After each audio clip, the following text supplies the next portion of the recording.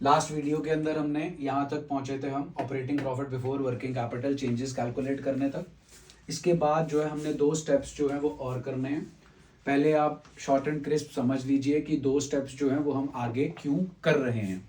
हम यहाँ तक पहुंचे थे, हमने अपने नेट प्रॉफिट में से नॉन ऑपरेटिंग आइटम सारी निकाल दी, जो ऐड हुई थी वो सब्ट्रैक्ट करती, जो सब्ट्रैक्ट हुई थी वो हमने ऐड कर दी। अब उसके बाद अगर आप इसको देखें, this is operating profit before working capital changes. Working capital changes, working capital का फॉर्मूला होता है current assets minus current liabilities. Working capital is a capital required to perform day to day activities of the business. वो changes अभी यहाँ पर pending है। अब आप ये सोचेंगे जी कि वो चेंजेस यहाँ पर कंसिडर क्यों करने हैं। प्लीज ध्यान दीजिए, हम कैलकुलेट कर रहे हैं cash flow from operating activities. Operating activities से हम कैश फ्लो कैलकुलेट कर रहे हैं। हमारा स्टार्टिंग पॉइंट था नेट प्रॉफिट। नेट प्रॉफिट निकालते वक्त हमने जो है रेवेन्यू और एक्सपेंसेस को कंसिडर कर लिया। हमारे करंट एसेट्स और करंट लाइबिलिटीज पैदा ही इसलिए होते हैं because of are day to day activities. Example मैंने यहाँ पे 2 आइटम्स लिख रखी हैं, एक डेटर्स लिखा है और एक क्रेडिटर्स लिखा है। आई होप आपको मालूम है डेटर्स और क्रेडिटर्स क्या हैं। ये करंट एसेट्स हैं, ये करंट लाइबिलिटीज हैं। डेटर्स पैदा क्यों होते हैं? डेटर्स पैदा होते हैं बिकॉज ऑफ क्रेडिट सेल्स। हमने क्रेडिट सेल की एंट्री बनी डेटर टू सेल्स। डेटर हमारा जो है वो इंक्रीज हो गया। अब इस ट्रांजैक्शन में पिछले साल डेटर्स 70 थे, इस साल डेटर्स हैं 50। आपके डेटर्स 20,000 से कम हो गए, तो डेटर्स ने हमें पैसे दिए, इसीलिए डेटर्स हमारे कम हो गए। अब पॉइंट है, जनरल एंट्री है cash account debit to debtors. इस जनरल एंट्री में कैश एसेट है और डेटर भी एसेट है। एक एसेट बढ़ गया, एक एसेट कम हो गया। द पॉइंट इज कि कैश और डेटर्स जो है वो हमारे एसेट हैं। जब हम नेट प्रॉफिट निकाल रहे थे तो हम P&L अकाउंट में 11 standard 12 standard statement of P&L में हमने कोई एसेट कंसिडर नहीं किया। हमने रेवेन्यू में से माइनस कर रखा है एक्सपेंस। तो इस नेट प्रॉफिट के अंदर ये 20,000 जो हमारे पास आ रहे हैं वो इंक्लूडेड नहीं है, इसीलिए हमें जो है इन्हें कंसिडर करना पड़ेगा। अब आपके डेटर 70 से 50 हो गए, डिक्रीज इन करंट एसेट हो गया, वो इसके अंदर इंक्लूडेड नहीं है, इसलिए हमें यहां पे डालना पड़ेगा बिकॉज डेटर्स क्रेडिट सेल्स की वजह से हुए थे। Credit sales is an operating activity, लेकिन नेट प्रॉफिट के अंदर जो है आपके ये इनफ्लो जो है उसे कंसिडर नहीं किया गया है। अब बात करते हैं, आपके डेटर्स बढ़ गए। चलो जी, बढ़ गए। जब आपके डेटर बढ़ गए तो एंट्री बनी डेटर टू सेल्स। डेटर आपका बढ़ गया, सेल्स भी आपकी बढ़ गई। 11 स्टैंडर्ड का पॉइंट लेके चलते हैं। P&L ट्रेडिंग अकाउंट में बाय सेल्स लिखा है, cash sales credit sales less sales return. आपकी जो सेल्स है वो इंक्रीज हो गई, उससे आपका जीपी इंक्रीज हो गया, जीपी के इंक्रीज होने से आपका एनपी इंक्रीज हो गया। आपका नेट प्रॉफिट बढ़ा हुआ है, लेकिन क्या क्रेडिट सेल्स के पैसे मिले? हमें नहीं मिले, लेकिन हमने अपने नेट प्रॉफिट को इंक्रीज कर रखा हुआ है। तो ये नेट प्रॉफिट जो है वो हमारा इंक्रीज हुआ है, लेकिन फ्लो ऑफ कैश नहीं हुआ, हमारे पास कोई पैसा नहीं आया, लेकिन हमने अपने नेट प्रॉफिट को इंक्रीज कर रखा था। तो इसलिए हमें जो है डिक्रीज करना पड़ेगा अपने नेट प्रॉफिट को यहां पर। तो यहां पर आ गया जी हमारे पास हमारा करंट एसेट बढ़ गया, इंक्रीज इन करंट एसेट्स। फिर बारी आती है जी क्रेडिटर की। अब हमारे क्रेडिटर जो है 70 से 50 हो गए, इस मींस हमने उनको पेमेंट कर दी। एंट्री बनी क्रेडिटर्स टू कैश, हमारे कैश का हो गया जी आउट फ्लो। हमारे डिक्रीज हो गए जी करंट लायबिलिटीज। 50 से हमारे पास आ गए जी 70,000। हमारे क्रेडिटर्स बढ़ गए, क्यों बढ़ गए? क्रेडिट परचेजेस की। General entry purchases to creditors. Trading account में टू साइड पे परचेजेस आ गया, जिसने हमारे जीपी को कम कर दिया। जीपी कम हो गया, नेट प्रॉफिट कम हो गया। हमारी जो क्रेडिट परचेजेस, जो हमारे क्रेडिटर्स जो हैं वो हमारे ये बढ़ रहे हैं। अब हमारे पास जो है, जब हमारे क्रेडिटर्स जो हैं, हम पहले पॉइंट, दूसरे पॉइंट पे, पहला पॉइंट हमारा क्रेडिटर्स जो थे वो हमारे कम हो गए, हमने उनको पेमेंट कर दी, वो आ गया। दूसरा पॉइंट जो है हमारा, क्रेडिटर्स हमारे बढ़ गए। क्रेडिटर्स जब हमारे बढ़ गए तो हमने क्रेडिट परचेजेस की। क्रेडिट परचेजेस जो है वो ट्रेडिंग में टू साइड पे आती है। परचेजेस के करने से हमारे जो ग्रॉस प्रॉफिट है, वो हमारा ग्रॉस प्रॉफिट जो है वो टू साइड पे परचेज आने से कम हो गया। जब हमारा ग्रॉस प्रॉफिट कम हो गया तो आगे जाकर हमारा नेट प्रॉफिट जो है वो भी कम हो जाएगा। अब मेरा सिंपल सा क्वेश्चन है, आपने नेट प्रॉफिट तो कम कर दिया, गुड्स आपने परचेज किए थे, वो भी क्रेडिट पे, आपके पैसे गए? पैसे आपके गए नहीं, लेकिन फिर भी आपने नेट प्रॉफिट कम कर रखा है, आउटफ्लो ऑफ कैश नहीं हुआ। हमारा नेट प्रॉफिट कम हुआ है तो हमें उसे बढ़ाना पड़ेगा। वो कैसे बढ़ाएंगे जी? यहां पर ऐड करके, and increase in current liability. इसका एक सिंपल सा जो ट्रिक है वो ये है कि करंट एसेट्स जो है वो आपके इनडायरेक्टली रिलेटेड है और जो करंट लायबिलिटीज है वो आपकी डायरेक्टली जो है वो रिलेटेड है। मींस अगर करंट एसेट्स हमारे इंक्रीज होंगे तो माइनस करेंगे, करंट एसेट्स डिक्रीज होंगे तो प्लस करेंगे, करंट लायबिलिटीज इंक्रीज होंगे तो प्लस करेंगे, डिक्रीज होंगे तो माइनस करेंगे। डी पॉइंट था जी आपका, डी पॉइंट जो था वो रिजल्ट था ए प्लस बी माइनस सी का। ई और एफ में हमें जो है आइटम्स ऐड और लेस करनी है, यहां लिखनी है, इंडिविजुअल आइटम्स टोटल बाहर लिखना है। जी पार्ट जो है वो आपका रिजल्ट होगा D plus E minus F. उसके बाद जी हमारा एच पार्ट आता है, हमें इनकम टैक्स जो है वो पे करना है और जो एक्स्ट्रा ऑर्डिनरी आइटम आपने ऊपर ऐड लेस की थी नीचे जाकर वो लेस और ऐड दोबारा से हो जाएगी। आइए जी फटाफट इलस्ट्रेशन 24 पे। इलस्ट्रेशन 24 हमें अब पूरी cash flow from operating activities निकालना है जो कि जे पार्ट तक जाता है अगर हमारे पास सब कुछ क्वेश्चन के अंदर इंक्लूडेड है। तो सबसे पहला काम होगा जी ये पॉइंट निकालना, that is net profit before tax and EOI. उसके लिए सरप्लस क्लोजिंग माइनस ओपनिंग जी, 3 lakh minus 2 lakh starting point आ गया जी हमारे पास। टिप्पी री जो है जी वो हमारे पास, टिप्पी री का कोई भी सामान नहीं है। आईफा डिप पर हम आगे चलते हैं जी। आईफा डिप पे जाने के लिए हमारे पास आए इनटैंजिबल एसेट्स, चेक कीजिए गुडविल 2 लाख से कम होके आ गई जी 1,60,000। ये हमारी जो गुडविल है वो अमोर्टाइज हो गई। 2 लाख में से 160 जो है वो आप माइनस कर दो, हमारे पास 40,000 रह गए, वो आ गया जी गुडविल अमोर्टाइज्ड। उसके बाद जी हमारे पास आ गया एफए जो है वो हमारे पास loss on sale of assets वगैरह नहीं है। D stands for depreciation. Accumulated depreciation का बैलेंस चेक कीजिए, 3 लाख से 320 हो गया, 20,000 is the depreciation during the year. D वहां से आ गया जी। आए इंटरेस्ट ऑन बोरोइंग्स आ गया जी, वो है नहीं क्वेश्चन में, पीवी नहीं है।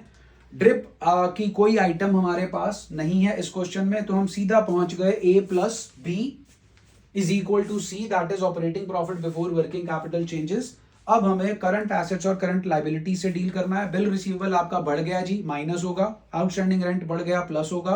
प्रीपेड इंश्योरेंस कम हो गया, प्लस होगा। इन्वेंट्री आपकी बढ़ गई, माइनस होगी।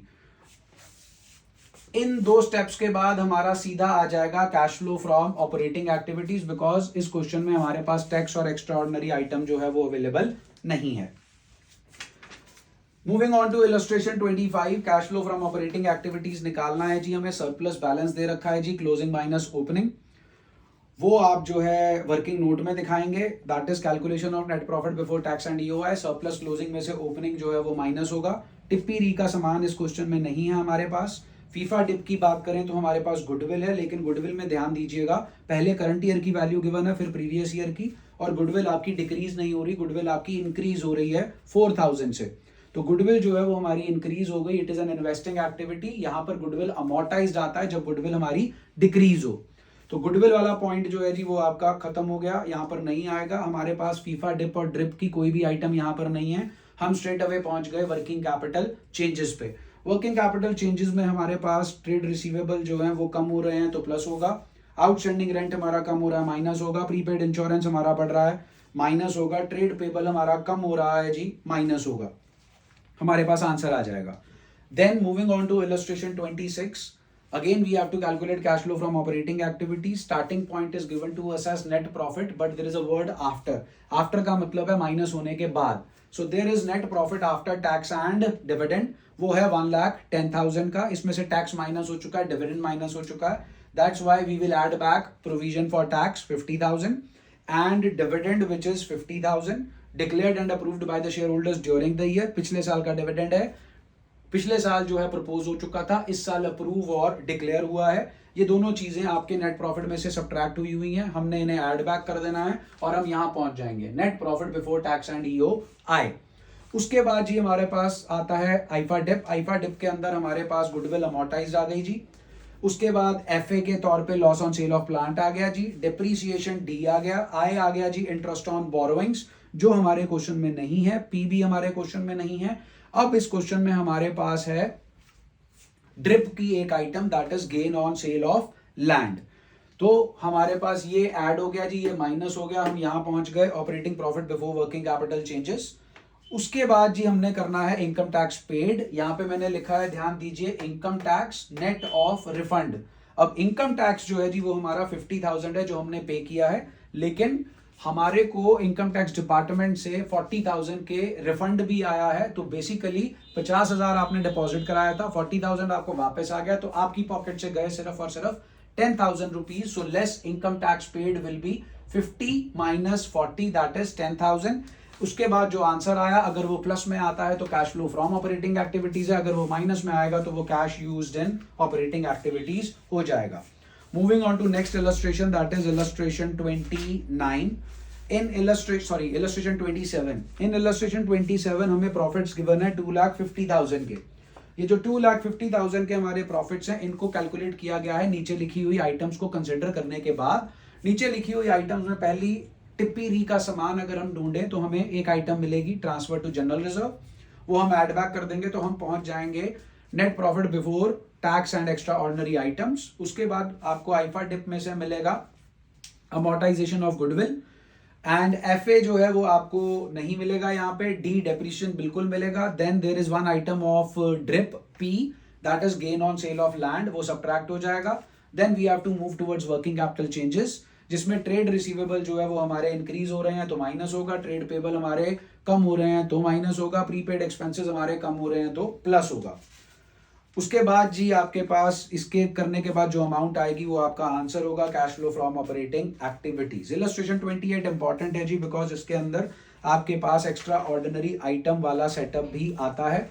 इलस्ट्रेशन 28 स्टार्टिंग पॉइंट जो है हमारे पास नेट प्रॉफिट है विच इज 3,40,000, और ये नेट प्रॉफिट जो है वो आफ्टर टैक्स है। तो हमारी जो शॉर्ट फॉर्म है वो टिप्पी री की बजाय PERE हो जाएगी। उसके लिए चेक करिए, आपके पास PERE में पहला P होता है प्रोविजन फॉर टैक्स, वो हमें क्वेश्चन में गिवन है 13,000 इस ईयर का, 19,000 पिछले साल का। जब हमारे पास दो वैल्यूज होती हैं प्रोविजन फॉर टैक्स की, करंट ईयर वाला ऊपर जाता है दैट इज टिप्पी, और प्रीवियस ईयर वाला नीचे चला जाता है that is income tax paid. So 13,000 जो है वो हमारा एडअप होगा टिप्पी में, सॉरी PERE में। उसके बाद हमारे पास एक्स्ट्रा ऑर्डिनरी एक आइटम भी है, ध्यान दीजिए, हमें इंश्योरेंस क्लेम रिसीव हो रहा है। ये रिसीव हो रहा है, रेवेन्यू है, आपका इंश्योरेंस क्लेम जो है वो मिल रहा है, आपका प्रॉफिट बढ़ा हुआ है, ये इंश्योरेंस क्लेम आपको अदर इनकम में पड़ा मिलेगा। तो इसे आपको जो है री के ई की तरह ट्रीट करना है, इसे आप सब्ट्रैक्ट करेंगे, आपकी PERE खत्म हो गई, आप स्टार्टिंग पॉइंट पे पहुंच गए, net profit before tax and EOI। अब हम आईफा डिप पे चलते हैं। आईफा डिप में जाने के लिए हमारे पास जी आई इंटेंजिबल एसेट जो है वो नहीं है, FA भी नहीं है, D जरूर है, दैट इज डिप्रीसिएशन 49,000। ड्रिप की भी एक आइटम है, gain on sale of investment. इसको कंसिडर करने के बाद हम पहुंच जाएंगे operating profit before working capital changes. यहां पर हमारे पास इन्वेंट्री है, इन्वेंट्री हमारी जो है वो कम हो गई है तो हम उसे जो है प्लस करेंगे। ट्रेड रिसीवेबल हमारा बढ़ गया है, माइनस करेंगे। प्रीपेड एक्सपेंसेस बढ़ गए हैं, माइनस करेंगे। ट्रेड पेबल हमारा बढ़ गया है, प्लस करेंगे। एंड में जाकर दो पॉइंट्स हमें करने हैं, ध्यान दीजिए। लेस इनकम टैक्स, पिछले साल की प्रोविजन 19,000 है वो माइनस हो जाएगी जी इनकम टैक्स पेड। जो एक्स्ट्रा ऑर्डिनरी आइटम आपने ऊपर माइनस की थी वो नीचे जाकर आपको ऐड करनी है। सॉल्यूशन के अंदर चेक कर लीजिए, एक्स्ट्रा ऑर्डिनरी आइटम्स कॉलन डाल के उसके नीचे लिखा गया है इंश्योरेंस क्लेम रिसीव्ड, वो आ गया जी हमारे पास 20,000। ये हो गया जी हमारा इलस्ट्रेशन 28। उसके बाद पहुंचते हैं जी illustration 29। Starting point surplus balance in statement of P&L, ये ध्यान से देखिएगा। क्लोजिंग बैलेंस है 70,000, माइनस करेंगे ओपनिंग बैलेंस, और ओपनिंग बैलेंस आपको ब्रैकेट में दे रखा है 70 माइनस 60 गिव्स अस 1,30,000। सो 1,30,000 जो है वो हमारा स्टार्टिंग पॉइंट आ गया। ये जो पहले था टिप्पी री के अंदर, उसमें T स्टार्ट कीजिए, T है ट्रांसफर टू रिजर्व, 1 लाख से 150 हो गया, 50,000 आ गया जी हमारे पास transfer to reserve. I stands for interim dividend, question में नहीं है। टिप्पी री की और कोई आइटम जो है वो आपके पास इस क्वेश्चन में नहीं है। हम पहुंचते हैं फीफा डिप के ऊपर। फीफा डिप के अंदर हमारे पास आए गुडविल, चेक कीजिए, गुडविल आपकी कम हो रही है, बिल्कुल आ जाएगा, गुडविल अमोर्टाइज्ड। FA जो है इस क्वेश्चन में नहीं है।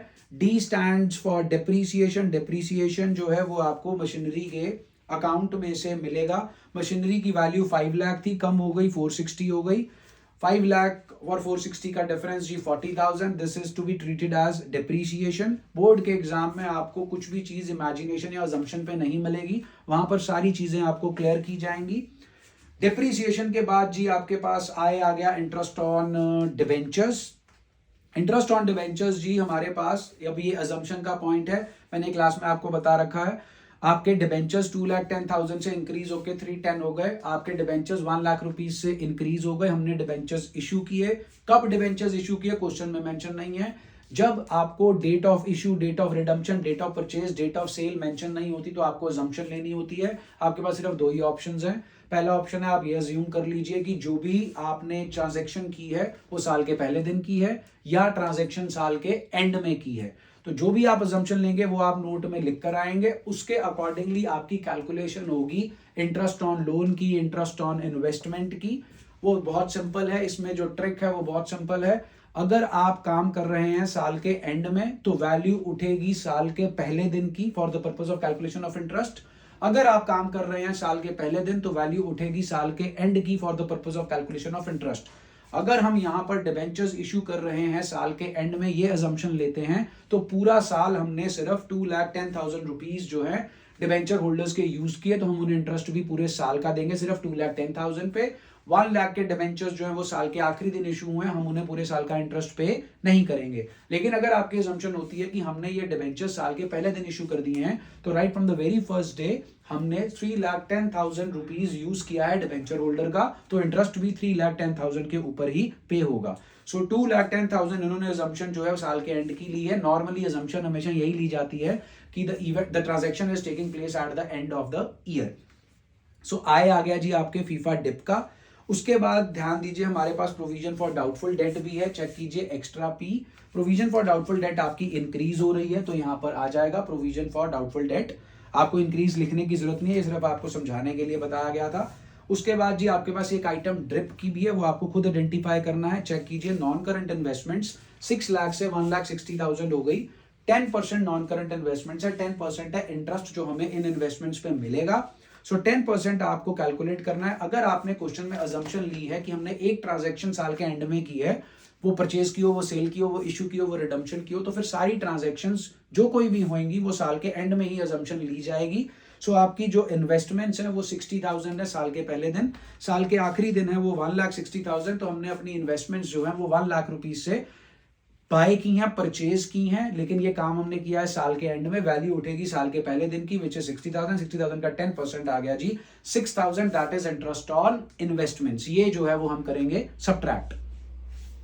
ड्रिप आपका खत्म हो गया जी। उसके बाद वर्किंग कैपिटल चेंजेस हैं। वर्किंग कैपिटल चेंजेस में हमारे पास ट्रेड पेबल है, वो बढ़ गया जी, प्लस हो जाएगा। उसके बाद हमारे पास है इन्वेंट्रीज, वो बढ़ रही है जी, माइनस हो जाएगा। उसके बाद हमारे पास ट्रेड रिसीवेबल है, वो बढ़ रहे हैं, वो भी माइनस हो जाएगा। उसके बाद टैक्स का कोई सेटअप नहीं है, आप पहुंच गए। अगर आंसर प्लस में है तो cash flow from operating activities, minus में है तो cash used in operating activities. अगली इलस्ट्रेशन आती है जी हमारे पास इलस्ट्रेशन 30। इलस्ट्रेशन 30 के अंदर जी हमारे पास स्टार्टिंग पॉइंट है प्रॉफिट बिफोर टैक्स। हमारे पास ऊपर जो है टिप्पी री का कोई भी सामान नहीं है, सो यही हमारा स्टार्टिंग पॉइंट हो जाएगा। उसके बाद हमें फीफा डिप देखना है। फीफा डिप में हमारे पास यहाँ पर सिर्फ एक आइटम है डेप्रीसिएशन, वो भी पड़ी है अदर एक्सपेंसेस के अंदर, जो एडिशनल इंफॉर्मेशन 5th में लिखा हुआ है। फीफा डिप का और कोई आइटम नहीं है यहाँ पे, ना ड्रिप का आइटम है। आपको वर्किंग कैपिटल चेंजेस के टुवर्ड्स जाना है, जो आपको एडिशनल इन्फॉर्मेशन से मिल जाएंगे। ट्रेड रिसीवेबल कम हो रहे हैं, प्लस हो जाएगा। प्रीपेड एक्सपेंसेस बढ़ रहे हैं, माइनस हो जाएगा। ट्रेड पेबल बढ़ रहे हैं, प्लस हो जाएगा। आउटस्टैंडिंग एक्सपेंसेस बढ़ रहा है, प्लस हो जाएगा। प्रीपेड एक्सपेंसेस आपका बढ़ रहा था तो वो माइनस हो जाएगा। दैट्स इट, आपका आंसर आ गया। उसके बाद आता है जी इलस्ट्रेशन 31। ध्यान दीजिए प्रॉफिट आफ्टर टैक्स गिवन है, ट्राई कीजिए प्रॉफिट आफ्टर टैक्स आपका स्टार्टिंग पॉइंट हो या सरप्लस क्लोजिंग माइनस ओपनिंग आपका स्टार्टिंग पॉइंट हो, इसी में आपका बेनिफिट है।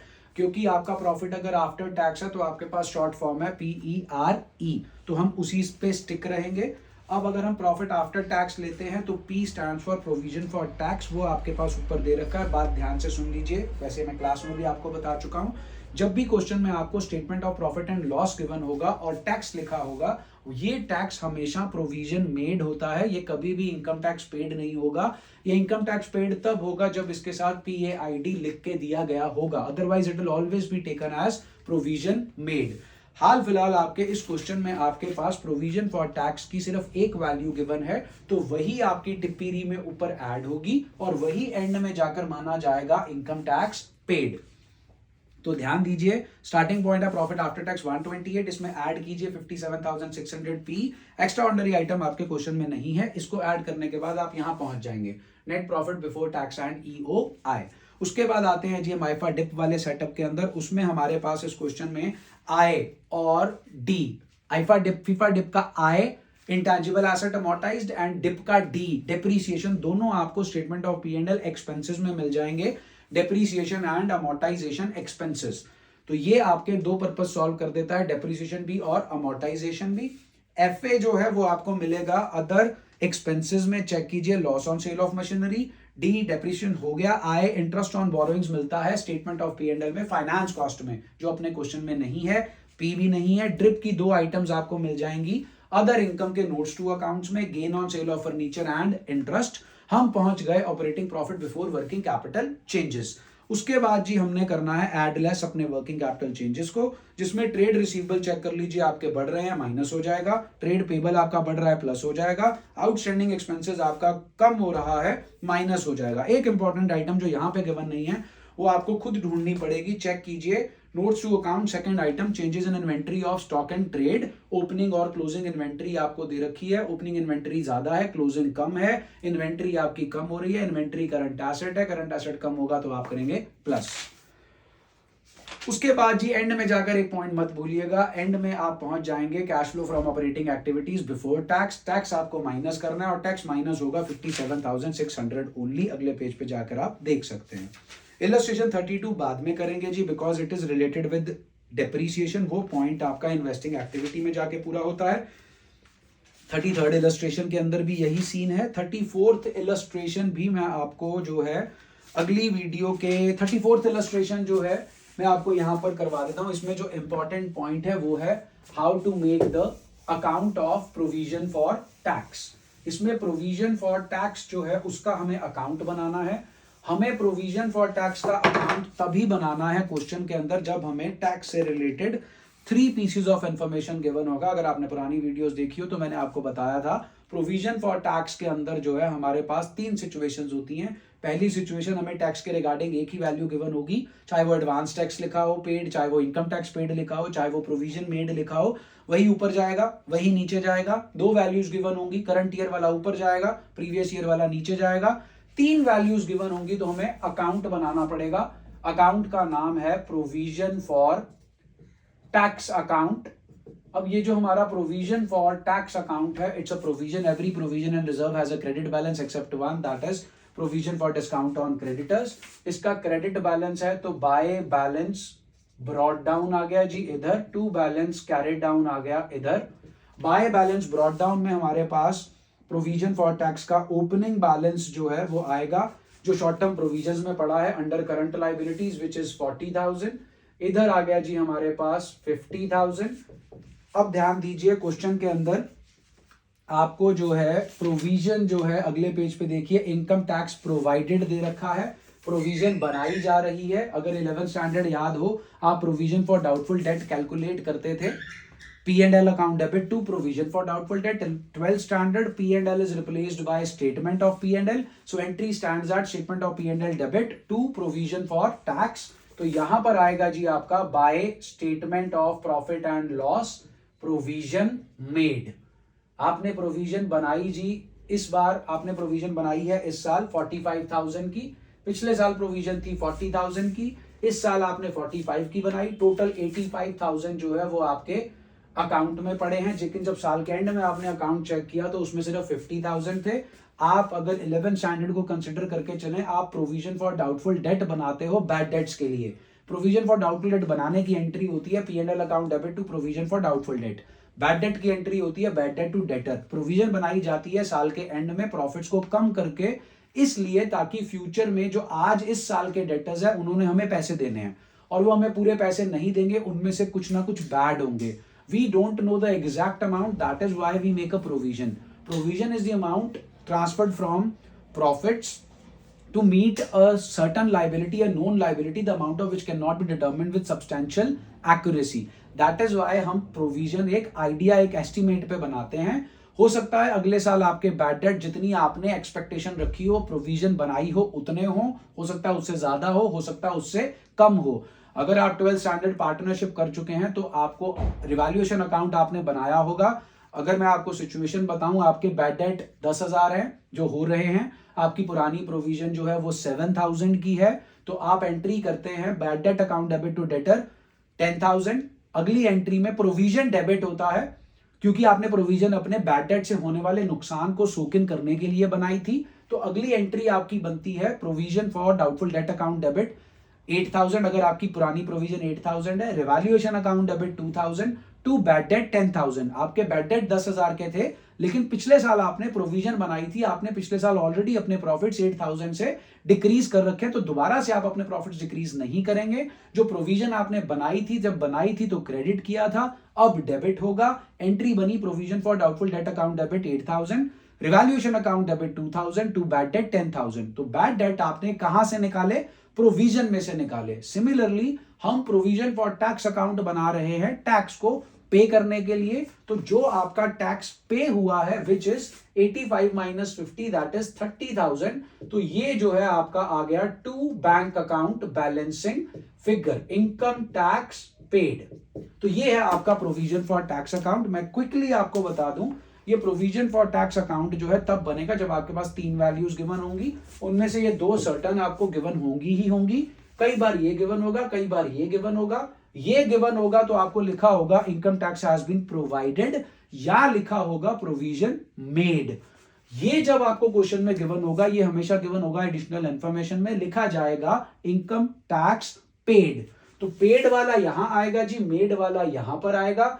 ये जाता है इन ऑपरेटिंग एक्टिविटी के एंड में एज इनकम टैक्स पेड, ये जाता है टिप्पी री में ऊपर प्रोविजन मेड. तो मेन जो आपकी इलस्ट्रेशन 35 है वो जो है वो इसी पॉइंट के ऊपर जो है वो लिखी गई है. और इसमें एक इंपॉर्टेंट, चलो ये इलस्ट्रेशन जो है वो आपसे बाद में डिस्कस करेंगे जब हम फुल फ्लेज्ड क्वेश्चन कर लेंगे, क्योंकि उसमें बहुत सारी आइटम्स ऐसी हैं जो फुल फ्लेज्ड क्वेश्चन जब हम करते हैं तो उसमें ये सारी आइटम्स जो है वो आपकी कवर अप हो जाती हैं. तो यहां तक आपके पास cash flow from operating activities जो है वो फिनिश हो गया. हमने इंडिविजुअली ऑपरेटिंग एक्टिविटीज कैलकुलेट करना सीख लिया. अगले वीडियो में आपको मिलेगा calculation of cash flow from investing activities. So अगर आपको ये वीडियोस जो है पसंद आ रही हैं और आपको लगता है ये आपके लिए बेनिफिशियल है, तो प्लीज आप इन्हें लाइक करें, शेयर करें और चैनल को सब्सक्राइब करें. All the best, stay healthy and safe.